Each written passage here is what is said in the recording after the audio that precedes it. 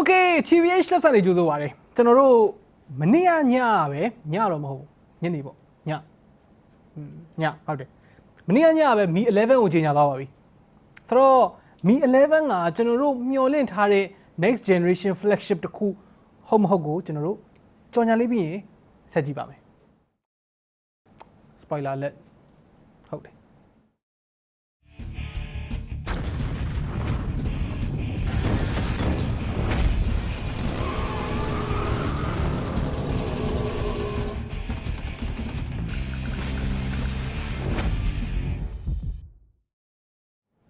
ဆိုတော့ပထမဆုံး Mi 11မှာထည့်ပြောကိုပြောရမယ့်ဟာတော့သူ့မှာသုံးထားတဲ့ SoC ပါ Mi 11က officially ကိုပဲ Snapdragon 888ကိုသုံးထားတဲ့ပထမဦးဆုံးသော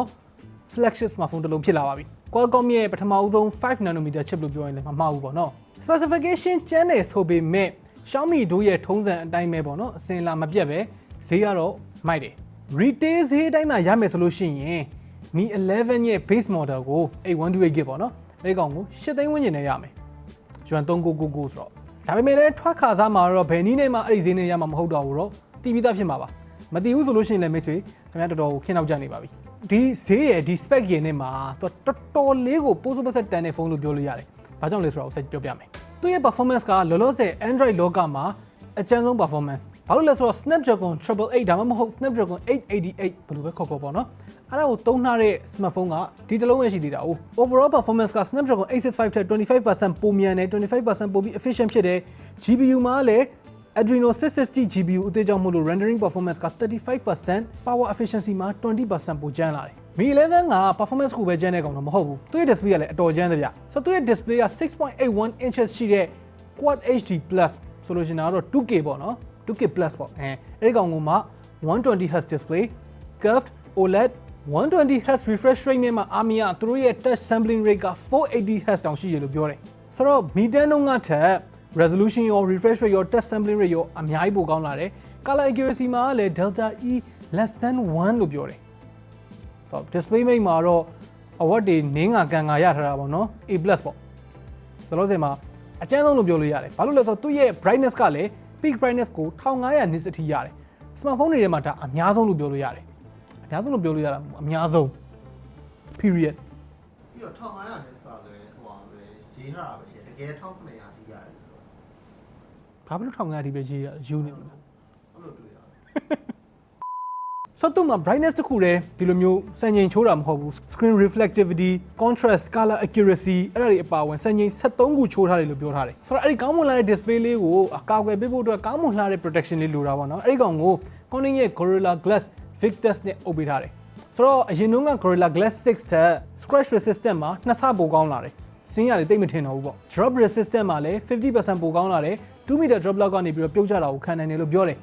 အဲ့ဒါ concrete slab ပေါ်မှာကိုပြောတာဖြစ်လိမ့်မယ်ဆိုတော့ကျွန်တော်တို့ iPhone 12 Pro ကို drop test လုပ်တယ်လို့မျိုးသာလုပ်မယ်ဆိုရင်တော့ခံနိုင်မှာမဟုတ်ဘူးအဲ့ဒါတော့သိကြတယ် audio ဘိုင်းမှာဆန်းတော့နားမထောင်ပါသေးဘူးဆိုပေမဲ့တော်တော်ကျန်းမဲ့အရေးအယမျိုးတွေကိုကျွန်တော်တို့မြင်ရတယ် Harman Kardon ကကျူးလုပ်ထားတဲ့သူတို့ရဲ့ stereo speaker setup ကြီးကိုတွေ့ရမှာပါ Bluetooth headset နှစ်ခုကိုလည်းတစ်ပြိုင်တည်းချိတ်ပြီးနားထောင်လို့ရတယ် high res audio လည်းပါမယ်ပြီးတော့တစ်ခုထူးဆန်းတာရှိတယ်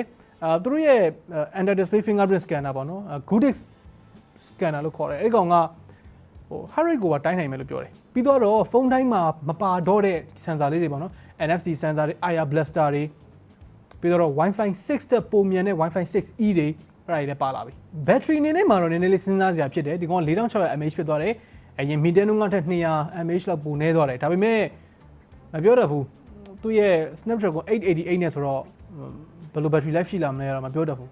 တေချာတာကတော့ဒါ battery life အရန်ခံမဲ့ဖုန်းတစ်လုံးတော့မဟုတ်ဘူးဒါ regular usage အတွက်ဖုန်းတစ်လုံးပဲတော့ဖြစ်လိမ့်မယ်ဒါပေမဲ့လည်းတိတ်တော့စိတ်ပူစရာတော့မရှိဘူးဗျဘာလို့လဲဆိုတော့သူ့ရဲ့ fast charging က 55W ကို wired ပေးမယ်0 to 100ကို45 minutes နဲ့အပြည့်သွင်းပေးနိုင်တယ်အဲ့ဒါဟိုမှာ wireless ဆိုလို့ရှိရင် 50W fast charging ရမယ် reverse wireless charging ကိုကြတော့ 10W အထိပေးတယ်ဆိုတော့ဒီနေရာမှာတစ်ခုစဉ်းစားစရာတစ်ခုက 120W ဒီ graphene base ဘာညာအဲ့ဒီကောင်တော့ပါမလာဘူး Mi 11 Ultra တို့ဘာတို့ဒါမှမဟုတ် Mi 11 Pro တို့ဘာတို့အဲ့လိုကမျိုးတွေမှာတော့ပါလာကောင်းပါလာနိုင်တာပေါ့ပြီးတော့အားလုံးပဲပြောနေကြတဲ့တစ်ချက်ပေါ့နော်သူ့ရဲ့ဘူးထဲမှာခုနကပြောနေတဲ့ fast charging တွေ wireless fast charging တွေအတွက် adapter တွေကြိုးတွေတစ်ခုမှမပါဘူး adapter တွေတစ်ခုမှမပါဘူးပြောတာကြိုးတော့ပါမှာပေါ့ကျိုးလည်းမပါတော့ what တော့ Apple တောင်ကျိုးပါတယ်လေပါမှာပါ ပြောတော့သူ့ဘန်တော်ပုံမှာကျိုးရောထပ်တော့တူခြေရကြည့်ရကြည့် အခြေအနေရပဲ unboxing ကြည့်ရတာပုံမိုက်သွားတာပါနော်ပုံပြီးရင်ခုန်စရာကောင်းသွားတာပေါ့ဆိုတော့ 3 first sales မှာတော့ဒီဖုန်းရော adapter ကိုပါတဲ့ဟာကို adapter မှာပါတဲ့ဈေးနဲ့ပဲရမယ်လို့ပြောတယ်ဒါပေမဲ့နောက်ပိုင်းမှာကျတော့ adapter လိုချင်မှဆိုလို့ရှိရင်2000လောက်ပို့ပေးရမယ်ဒီထားမျိုးလေးမှာရှိတယ်ဘာမှတော့တိတ်ပြီးတော့ပြောပလောက်စရာတော့မဟုတ်ပါဘူးဒါပေမဲ့ Apple ကိုအစတော့ကတော့တွားပြီးတော့ကပ်ပြောင်းလာပြီးတော့အခုကျတော့မှသူတို့ကိုယ်တိုင်မပါတော့ဘူးဘယ်တော့မှလည်းမကြသေးဘူးဆိုတော့နည်းနည်းတော့တစ်မျိုးပဲအဲ့လိုကြတော့မထည့်ဖို့အစီအစဉ်ရှိတယ်ဆိုလည်းမပြောင်းနဲ့လေဟုတ်တယ်မလားပြောင်းတာနှစ်ဖူးနဲ့စတီးပဲကောင်းတယ်နှစ်ဖူးတော့တိတ်မကောင်းဘူးကွာစတီးပဲကောင်းတယ်ကင်မရာဘိုင်းမှာလှုပ်သွားတဲ့အကွက်လေးရတယ်သဘောကျဖို့ကောင်းတယ်ဘာမှအပိုတွေမပါဘူးကင်မရာမသိရင်နှလုံးပဲပါသလိုတောင်ထင်ရတယ်ဒါပေမဲ့သေချာကြည့်ရင်သုံးလုံးပါတယ် main camera 108 megapixel sensor size ကကြီးတယ် 1/1.13 inch ဆိုတော့1 inch နီးပါးလောက်ဖြစ်နေပြီ low light performance မှာတော်တော်လေးကောင်းပြီလို့ယူဆရတယ် OIS လည်းပါတယ်30 megapixel ultra wide က123 degree field of view ထိရမယ်ဒါပေမဲ့ telephoto မှာကျတော့သူကအရင်ကြီးအားထည့်ထားတဲ့ကောင်မျိုးမဟုတ်ဘူး5 megapixel telephoto macro lens ပေါ့နော်အဲ့ကောင်လေးပါတယ် selfie camera 20 megapixel ရှေ့မှာ punch hole အနေနဲ့ထည့်ပေးထားတယ်ဆိုတော့ Mi 11ရဲ့ camera bump ကပုံမှန်ပြောရင် Xiaomi လို့တော့မထင်ရဘူးဒီလောက်ထိ settle ဖြစ်တဲ့ design မျိုးကို Xiaomi ကနေမမြင်ရတာတော်တော်လေးကြာခဲ့ပြီဆိုတော့ kudos ပါမိုက်ပါတယ်ဆိုတော့ Mi 11ကို white blue black ဆိုပြီးတော့ glass back တွေနဲ့လည်းရနိုင်တယ်လို့ vegan leather variant ဆိုရဲဒီ leather back နဲ့လည်းအယောင်နှစ်မျိုးရနိုင်တယ်အဲ့ leather ထဲမှာဆိုလို့ရှိရင် smoke purple ရဲ့ khaki ရဲ့ရှိမယ် khaki ဆိုတာမြန်မာလို khaki ကိုပဲပြောတာထင်တယ်နော်ဟုတ်တယ်ဆိုတော့နောက်ထပ် special edition တစ်ခုအနေနဲ့ Mi 11ရဲ့ legend special edition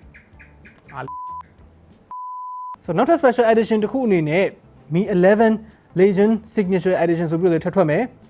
အဲ့ဒီ limited edition ကို 3D texture glass လေးကိုသုံးထားတယ်အနောက်မှာ legend ရဲ့လက်မှတ်ပါမယ်ဘယ်လောက်နဲ့ရောင်းမလဲဆိုတာကိုတော့မပြောထားသေးဘူးမပြောတော့ဘူးသူ့အမျိုးတွေပဲပြင်ပေးမှာပေါ့ကျွန်တော်တို့မရောင်းတာလည်းဖြစ်နိုင်တာပဲကဲဆိုတော့ Mi 11 8သိန်းကျော်လောက်နဲ့သာဆိုလို့ရှိရင်စကားကြိုခံထားတာနော်8သိန်းကျော်လောက်နဲ့ဆိုလို့ရှိရင်ပြောရက်လောက်စီအောင်မရှိတဲ့အပြစ်ကိုသိရမလားရှိတယ်ဆိုရင်တော့မှဗျာဒီလောက်ကတော်တော်လေးကိုလက်ခံလို့ရတဲ့အပြစ်ဖြစ်သွားပြီဥပမာ IB rating မပါတာမျိုး8သိန်းနဲ့ IB rating မပါဘူးဒါတွေရတယ်ကျင်းတတ်တယ်လေဆိုတော့ very good ဒါပေမဲ့ထွက်ချင်းမှာဝယ်ဖို့တင်မတင်ဒီဆိုလိုချင်တာဗျာနည်းနည်းလေးစောကန်ရဖို့အတွက်2သိန်း3သိန်းလောက်ပို့ပေးဖို့တန်မတန်ပေါ့နော်အဲ့ဒါလေးကိုတော့ကျွန်တော်တို့ရဲ့ first impression နဲ့ review လေးနဲ့ကိုဆက်ပြီးတော့စောင့်ကြည့်ဖို့အတွက်လိုပါလိမ့်မယ် okay ဆိုတော့ခင်ဗျားတို့ရော Mi 11ကိုဘယ်လိုမြင်လဲခင်ဗျားတို့ရဲ့အမြင်တွေကိုလည်းအောက်က comment တွေမှာဝင်ရောက်ဆွေးနွေးညှိနှိုင်းသွားလို့ရသလိုမေးချင်တာရှိရင်လည်းအောက်က comment တွေမှာပဲတခါတည်းဝင်မေးသွားလို့ရပါတယ် okay နောက်နေ့မှတွေ့တာပေါ့